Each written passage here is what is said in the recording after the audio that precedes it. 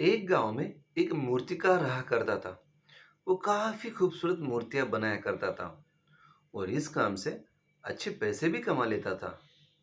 उसे एक बेटा हुआ तो उस बच्चे ने भी बचपन से ही अपने पिता के पास मूर्तियां बनाना शुरू कर दिया। धीरे धीरे उसने मूर्तियां बनाना सीख लिया। अब वो बहुत अच्छी मूर्तियां बनाया करता था और पिता अपने बेटे की कामयाबी पर भी बहुत खुश थे और गर्व महसूस करते थे। लेकिन जब भी बेटा वह मूर्तियां बनाता तो हर बार बेटी की मूर्तियों में कोई ना कोई कमी निकालकर पिताजी कहते थे, बहुत अच्छा किया बेटा, लेकिन अगली बार इस कमी को दूर करने की कोशिश करना। बेटा भी कोई शिकायत नहीं करता था। वह अपने पिता की सलाह पर अमल करते हुए अपनी मूर्तियों को और भी बेहतर करता रहता था। इस लगातार सुधार से बेटी की मूर्तियां अपने पिताजी से भी अच्छी बनने लगी और ऐसा समय भी आ गया कि लोग बेटे की मूर्तियों को बहुत पैसा देकर खरीदने लगे, जबकि उसके पिता की मूर्तियां पहली वाली कीमत पर भी नहीं बिकती थी। पिता अब भी बेटे की मूर्तियों में कमियां निकालकर उसे बताया करते थे, लेकिन बेटे को अब यह अच्छा नहीं लग रहा था कि कोई उसकी मूर्तियों में कमियां निकाले। लेकिन फिर भी बेटा अपनी मूर्तियों में सुधार कर ही देता था।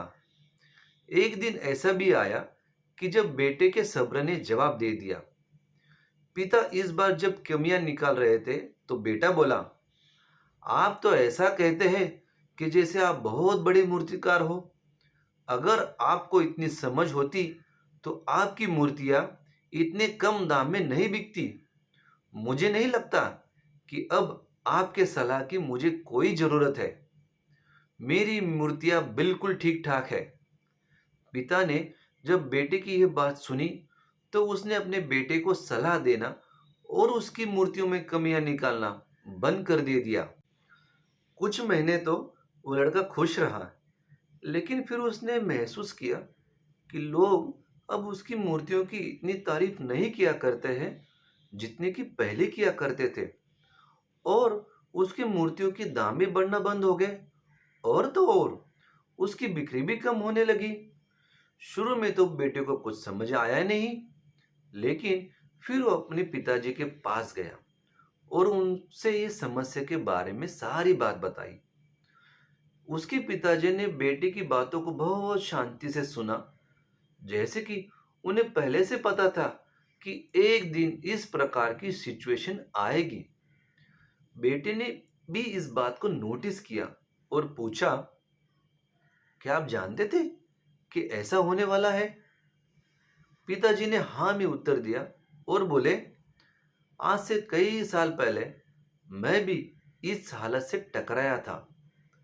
बेटे ने सवाल किया, तो फिर आपने मुझे समझाया क्यों नहीं? पिताजी ने जवाब दिया, क्योंकि तुम समझना नहीं चाहते थे। मैं जानता हूं कि तुम्हारी जितनी अच्छी मूर्तियां मैं नहीं बनाता हूं। यह भी हो सकता है कि मूर्तियों के बारे में मेरी सलाह गलत हो। ऐसा भी नहीं है कि मेरी सलाह की वजह से कभी तुम्हारी मूर्ति बेहतर बनी हो। लेकिन जब मैं तुम्हारी मूर्तियों में कमियां दिखाता था, तब तुम अपनी बनाई मूर्तियों से संतुष्ट नहीं होते थे और खुद को बेहतर करने की कोशिश करते थे। और यही बेहतर होने की कोशिश तुम्हारे कामयाब होने का एक बड़ा कारण था। लेकिन जिस दिन तुम बेटे काम से संतुष्ट हो गए और तुमने ये भी मान लिया कि अब इसमें और बेहतर होने की कोई गुंजाइश ही नहीं है, तब तुम्हारी कामयाबी रुक गई।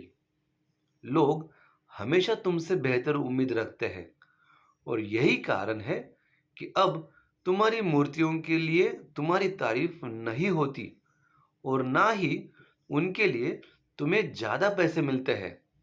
बेटा थोड़ी देर तो चुप रहा और फिर उसने सवाल किया, तो अब मुझे क्या करना चाहिए?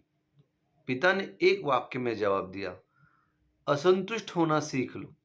मान लो अब तुम में हमेशा बेहतर होने की गुंजाइश बाकी है। यही एक बात तुम्हें हमेशा आगे बढ़ने के लिए प्रेरित करती रहेगी, तुम्हें हमेशा बेहतर बनाती रहेगी। दोस्तों, कहानी का सार यह है, या कहानी से हम सीख सकते हैं, इस संसार में कोई भी इंसान किसी भी काम में 100% उत्तम नहीं है। हर इंसान में कुछ ना कुछ कमी जरूर है। हमें इस कमी को अपने अंदर तलाश करनी चाहिए और इसे बेहतर बनाने की कोशिश करनी चाहिए। इस कमी को तलाश करने के लिए हमें असंतुष्ट होना सीखना होगा। तभी जाकर हम अपने जीवन में आगे बढ़ सकते हैं।